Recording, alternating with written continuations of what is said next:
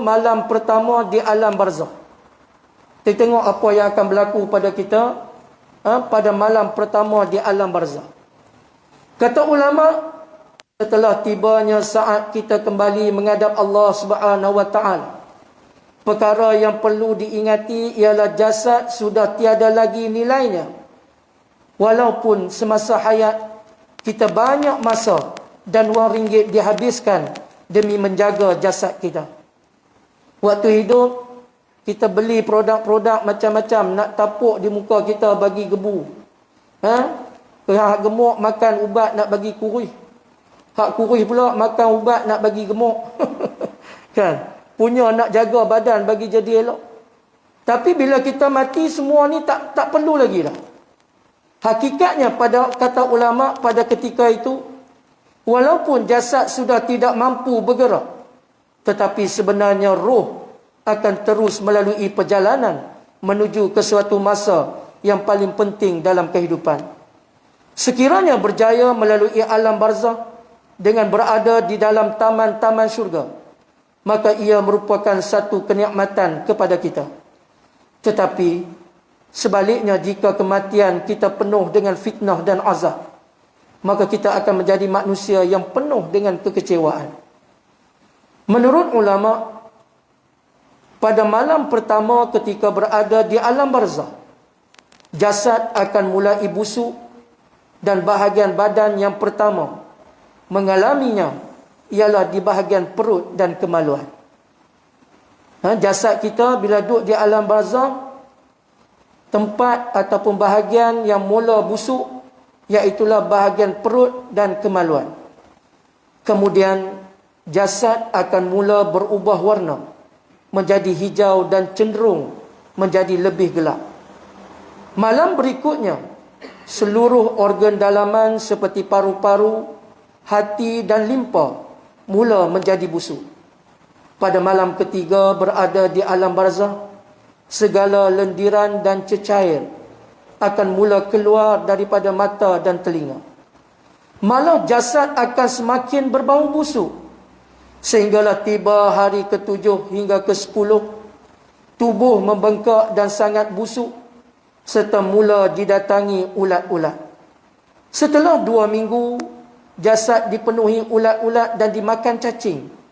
Dalam tempoh 6 bulan, sudah tiada lagi segala isi dan daging, yang tinggal hanyalah tulang dan rangka pada jasad. Tetapi para nabi, syuhada dan orang-orang yang soleh, termasuk di kalangan mereka yang menghafal Al-Quran, diberi keistimewaan oleh Allah Subhanahu wa taala. Jasad mereka tidak reput. Sehinggalah pada tempoh 25 tahun kita dikebumikan, nama kita sudah tidak lagi disebut-sebut, dan apa yang tinggal hanyalah tulang kecil dari bahagian punggung kita, iaitulah tulang sulbi. Kita akan dibangkitkan pada hari akhirat kelak daripada tulang sekecil itu. Bermula sejak jasad diturunkan ke liang lahat, setiap roh akan melalui suasana yang berbeza di antara satu sama lain, bergantung kepada amalannya ketika hidup di dunia dahulu. Rupa-rupanya suasana kita bila masuk di alam barzakh, suasana kita tak sama. Sebagai orang mukmin, perkara pertama yang akan dilalui ialah himpitan kubur yang tidak akan ada sesiapa pun akan terlepas daripada mengalaminya. Kemudian melihat malaikat yang berwarna hitam kebiru-biruan, iaitulah malaikat Munkar dan Nakir yang berada di hujung kaki.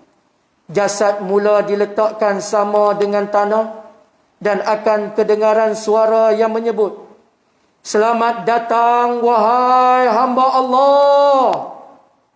Kamu akan lihat bagaimana akan aku lakukan kepada kamu sebentar lagi." Kalimah ini benar-benar mengejutkan, sehingga menyebabkan kita tercari-cari dari manakah datangnya suara itu, sedangkan ianya datang daripada tanah tempat kita disemadikan. Bila dengar saja suara tu, kita duk cari-cari di mana datangnya suara tersebut. Rupanya datang daripada tempat kita sedang dikebumikan. Apabila jenazah mula ditutup, datang pula malaikat Roman. Malaikat Roman datang pada waktu itu meminta si mati untuk menulis semua amalan baik dan amalan buruknya yang telah dilakukan ketika hidup di dunia dengan menggunakan cebisan kain kapan.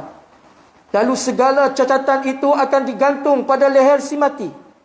Setelah itu datang pula malaikat Munkar dan Nakir yang mula menghalau semua amalan solatnya, amalan puasanya dan amalan zakatnya yang berada di sekitar si mati, untuk menghalang kedua-dua malaikat daripada memulakan sesi soal jawab kepada si mati. Tetapi kata ulama, hanya Al-Quran sahaja yang mampu untuk menjadi pelindung kepada kita pada saat itu. Beruntunglah kita yang selalu membaca Al-Quran, yang membaca surah Al-Mulk tiap-tiap malam. Maka surah-surah inilah yang akan membantu kita di dalam kubur untuk berhadapan dengan malaikat Munkar dan Nakir, menjadi peguam bela kepada kita di alam barzakh. Berdasarkan kitab karangan Imam Al-Qurtubi dan Imam Jalaluddin As-Suyuti, soal jawab oleh malaikat Munkar dan Nakir adalah berbeza kepada setiap manusia berdasarkan amalan mereka ketika hidup di dunia. Ada yang disoal tentang Rasulullah SAW sahaja, dan apabila dia mampu menjawabnya, maka dia akan terlepas daripada soalan-soalan yang lain. Allahumma salli ala Sayyidina Muhammad. Bayangkan ibu ayah sekalian, ada di kalangan kita esok ni ditanya berkaitan dengan Rasulullah. Bila tanya bab Rasulullah, bila dia boleh jawab, subhanallah, maka dia akan direhatkan oleh Allah Subhanahu wa ta'ala. Sebab itu kata ulama, berusahalah untuk mengenali dan mencintai Rasulullah SAW dan beriman dengan apa yang dibawa oleh baginda Nabi SAW. Sebab itu Nabi SAW sebut ada 3 perkara asas dalam mendidik anak-anak. Yang pertama, kata Rasulullah, ajarlah anak-anak kamu supaya mengenali nabimu dan mencintainya. Ini perkara asas. Nabi kata, ajar anak-anak kamu mengenali nabimu dan mencintainya. Dalam hadis yang lain dan diriwayatkan oleh Imam Al-Bukhari dan juga Muslim, Nabi SAW bersabda, la yu'minu ahadukum hatta akuna ahabba ilaihi min walidihi wa walidihi wan nasi ajma'in. Atau kama qala sallallahu alaihi wasallam. Nabi SAW bersabda, tidak sempurna iman seseorang selagi mana, kata Rasulullah, dia tak kasih kepada aku, kata Rasulullah, lebih daripada dia kasih akan ibu dan ayahnya, lebih daripada dia kasih akan anak pinaknya, lebih daripada dia kasih akan sekalian manusia. Maknanya iman kita takkan sempurna selagi mana kita tak sayang kepada Rasulullah lebih daripada kita sayang akan sekalian manusia. Maknanya, kata ulama, dalam hati kita jangan ada orang lain nombor 1 di dalam hati kita kecuali baginda Nabi SAW.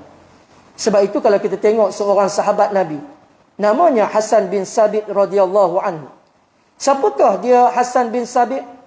Hasan bin Sabit radhiyallahu anhu sebelum memeluk Islam, beliau merupakan seorang penyair kufar Quraisy. Satu hari beliau telah ditawarkan oleh golongan kufar Quraisy yang berada di Mekah untuk mencipta satu syair untuk menghina baginda Nabi SAW.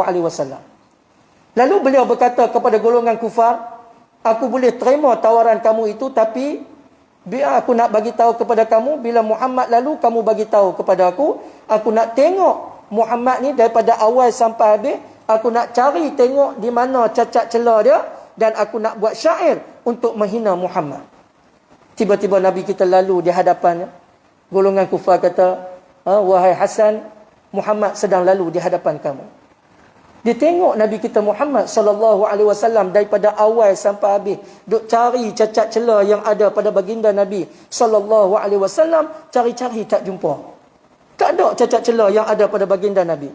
Lalu beliau pergi kepada baginda Nabi SAW lalu menzahirkan keislamannya di hadapan baginda Nabi SAW. Sebab tu rugi sangat kalau kita tak kenal baginda Nabi SAW. Bila kita tak kenal baginda Nabi SAW, mulut kita tidak akan berselawat ke atas baginda Nabi SAW. Sebab apa? Sebab kita tak kenal.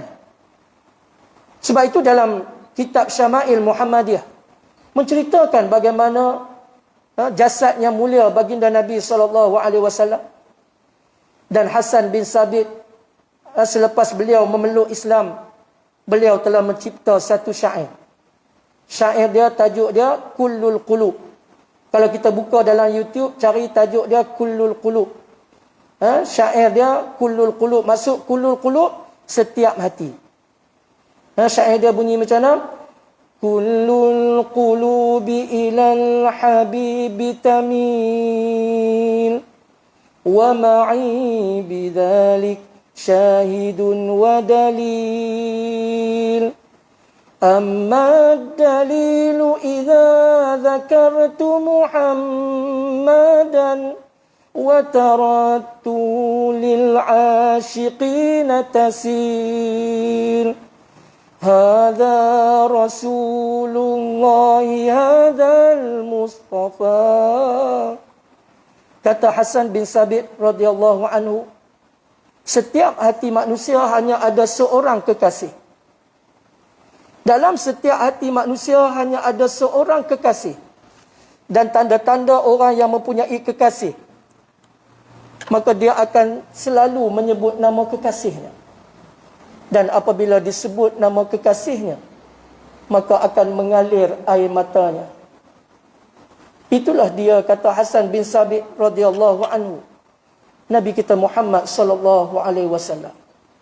Rupanya bila kita mengaku kita ada Nabi kita Muhammad sallallahu alaihi wasallam adalah kekasih kita, maka kita akan selalu menyebut nama kekasih kita sebagai tanda kasih dan sayangnya kepada baginda Nabi sallallahu alaihi wasallam. Sebab itu berusahalah, kata ulama, untuk kenal baginda Nabi sallallahu alaihi wasallam. Nabi kita Muhammad sallallahu alaihi wasallam, tubuh yang mulia baginda Nabi sallallahu alaihi wasallam lebih harum daripada kasturi. Nabi SAW bila jalan di jalan yang besar, kata ulama, maka bau wangi Rasulullah akan melekat pada jalan tersebut 7 hingga 8 jam, baru hilang bau wangi baginda Nabi SAW. Dan Nabi SAW peluh yang mulia baginda Nabi SAW lebih harum daripada kasturi. Satu hari ketika Nabi SAW sedang tidur, Nabi kita ni dia kuat berpeluh. Maka Ummu Salamah, isteri baginda Nabi SAW, bila tengok Rasulullah sedang tidur, tengok Rasulullah ni berpeluh. Maka Ummu Salamah ambil kain lap peluh baginda Nabi SAW. Tiba-tiba Rasulullah terjaga daripada tidur. Rasulullah tanya kepada Ummu Salamah, "Wahai Ummu Salamah, kamu duk buat apa ni?" Lalu Ummu Salamah kata, "Ya Rasulullah, saya sedang lap peluh kamu untuk saya jadikan minyak wangi." Allahumma salli ala Sayyidina Muhammad. Nabi kita bila tengok di hadapan, Nabi kita nampak di belakang serentak. Kita tengok depan, belakang tak nampak. Tapi Rasulullah tengok di hadapan, belakang Nabi nampak. Kemudian Rasulullah waktu tidur, telinga Rasulullah mendengar. Nabi tidur, telinga Nabi mendengar. Dan Nabi SAW bila berjalan, tubuh yang mulia baginda Nabi jalan condong ke hadapan. Nabi seolah-olah turun. Bila berjalan tu seolah-olah turun daripada tempat yang tinggi. Yang menandakan bahawa Nabi berjalan cukup laju. Sehingga kan sahabat pernah ikut belakang Nabi sampai pernah kata kepada Rasulullah, "Ya Rasulullah, boleh tak slow sikit, perlahan sikit, sebab kami ketinggalan ni." Subhanallah, tabarakallah. Dan Rasulullah, tubuh yang mulia baginda Nabi SAW, tidak pernah dihinggapi oleh lalat walaupun sekali. Lalat tak pernah hinggap tubuh yang mulia baginda Nabi SAW. Dan Nabi SAW tidak pernah menguap walaupun sekali. Tak pernah menguap. Kerana berkat cucian hati baginda Nabi SAW. Sebab itu orang yang sayang kepada Rasulullah, Mereka tidak pernah rasa jijik dengan baginda Nabi SAW. Rupanya betul. Bila kita sayang kepada seseorang, kita tak pernah rasa jijik dengan dia. Kita boleh kongsi cawan dengan dia. Kita boleh kongsi pinggan dengan dia. Begitu juga dengan sahabat-sahabat Nabi. Ketika Nabi SAW masih hidup pada waktu itu, seorang sahabat Nabi perempuan yang berada di kota Madinah. Perempuan ni, sahabat Nabi perempuan ni, mulut dia subhanallah tabarakallah. Mulut dia ni suka kata ke orang, suka fitnah dan sebagainya. Suka bercakap benda-benda yang tidak baik. Suatu hari dia lalu di hadapan rumah baginda Nabi SAW. Tiba-tiba dia tengok Rasulullah sedang makan daging kering. Maka dia kata pada Rasulullah, "Ya Rasulullah, boleh tak bagi sikit daging yang kamu makan tu ya Rasulullah?" Maka Rasulullah ambil daging yang dalam piring tu bagi kepada dia. Tiba-tiba dia kata kepada Rasulullah, "Ya Rasulullah, saya tak nak daging yang duduk dalam piring ni ya Rasulullah." Lalu Rasulullah kata, "Kamu nak daging yang mana?" Dia kata, "Ya Rasulullah, saya nak daging yang sedang kamu makan itu ya Rasulullah, yang sedang berada dalam mulut kamu." Lalu Rasulullah ambil daging tersebut bagi kepadanya dan dia makan daging tersebut. Dan selepas itu, kata ulama, perempuan ini tak pernah lagi menyebut perkara-perkara yang tidak baik, melainkan berkata perkara-perkara yang baik, sehinggalah dia kembali menghadap Allah Subhanahu wa taala. Allahumma salli ala Sayyidina Muhammad. Ni Nabi kita. Tapi sayang bila kita tak kenal baginda Nabi, kita tak berselawat ke atas Nabi. Apatah lagi pada hari Jumaat. Sebab tu Nabi kata, barang siapa yang berselawat ke atasku sehari tak kurang daripada 1000 kali, maka sebelum dia meninggal dunia, maka Allah Ta'ala akan memperlihatkan kepadanya tempatnya di dalam syurga. Dan bila kita selawat saja pada hari Jumaat, maka Nabi SAW akan menjawab selawat-selawat kita.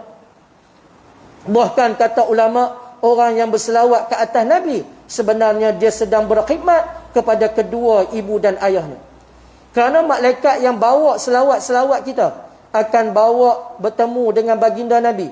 Lalu malaikat akan bagi tahu kepada Rasulullah bahawa kita berselawat ke atas Nabi. Malaikat sebut nama kita, kemudian malaikat sebut nama ibu dan ayah kita.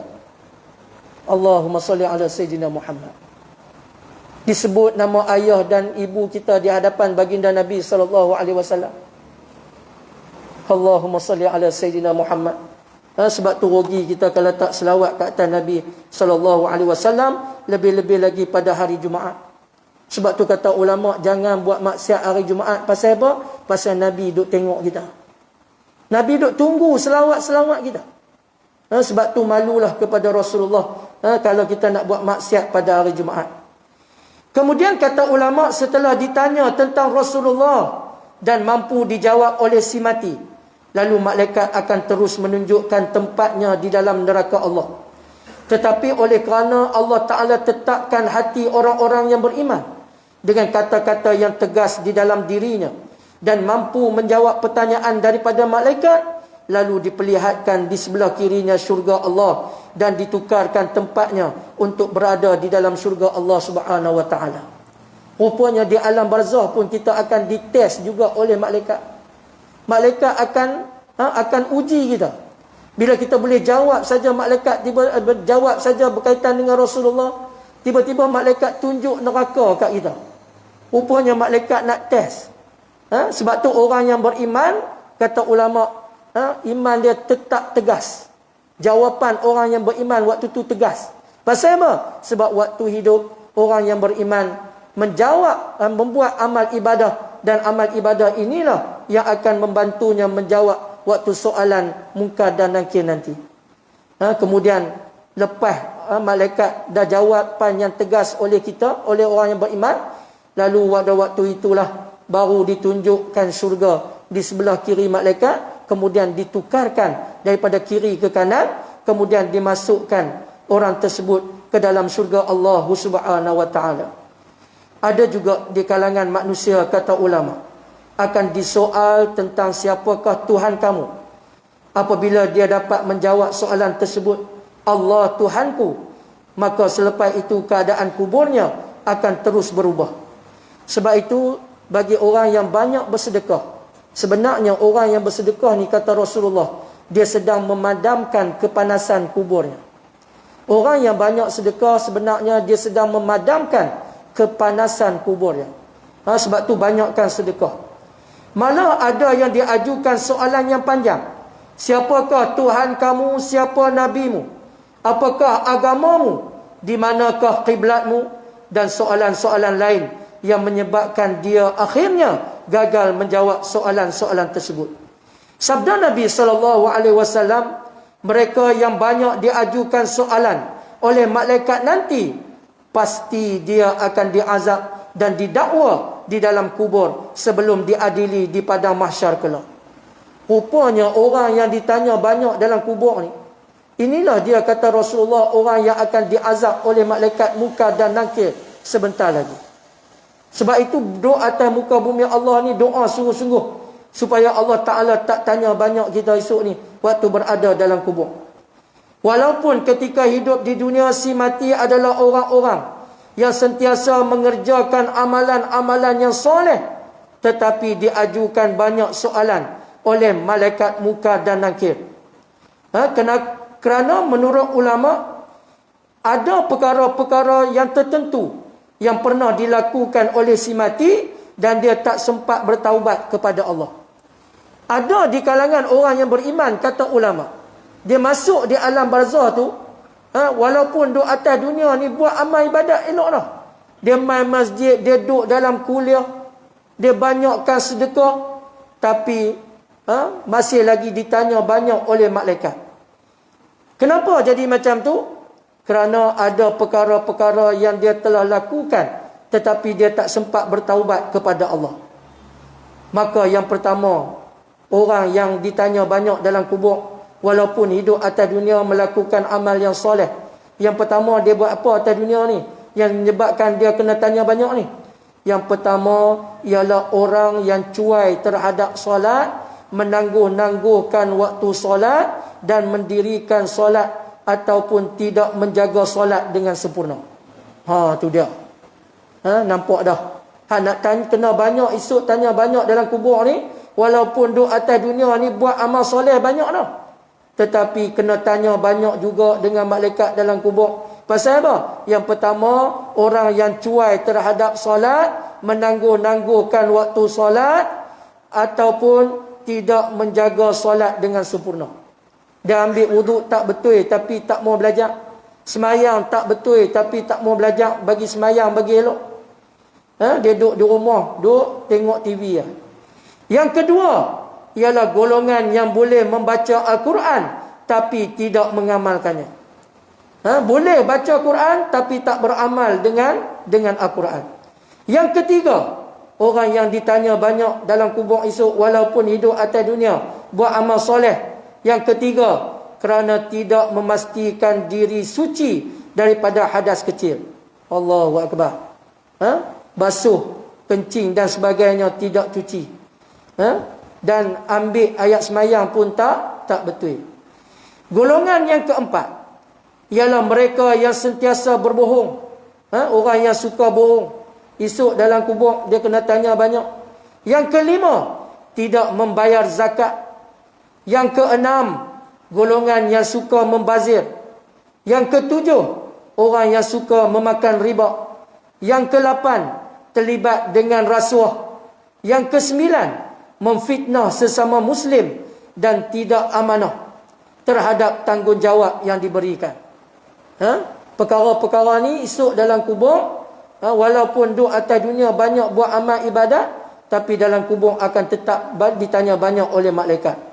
Bayangkan, kata ulama, jika kita kembali menghadap Allah Subhanahu Wa Taala di dalam keadaan sentiasa melakukan maksiat, sudah tentunya pada malam yang pertama ketika berada di alam barzah, kita sudah tiada lagi kekuatan dan kelebihan. Roh berada di awang-awangan sehinggalah selesai urusan soal jawab di dalam kubur. Beruntunglah jika kita mampu menjawab dengan lancar segala soalan yang diajukan. Pada ketika itulah kubur akan dilapangkan dan sebagaimana yang disebut oleh baginda Nabi SAW, Allah Ta'ala akan memperlihatkan kepada kita keadaan terbenamnya matahari pada hari tersebut, dan kita terpaku melihat suasana pada waktu itu. Ketika kita disandarkan, bagi orang yang beriman, kata Nabi, maka bila nak masuk malam yang pertama tu, maka malaikat akan sandarkan dia di dalam lahat untuk menyaksikan matahari terbenam pada waktu itu. Maknanya sebentar lagi dia akan direhatkan oleh Allah dan akan dibangunkan semula di mahsyar. Hadirin hadirat yang rahmati Allah sekalian, mudah-mudahan kita termasuk dalam golongan-golongan yang diselamatkan oleh Allah Subhanahu wa taala daripada fitnah kubur, dan diselamatkan kita ketika berada di padang mahsyar, dan seterusnya dimasukkan kita ke dalam syurga Allah Subhanahu wa taala yang kekal abadi selama-lamanya.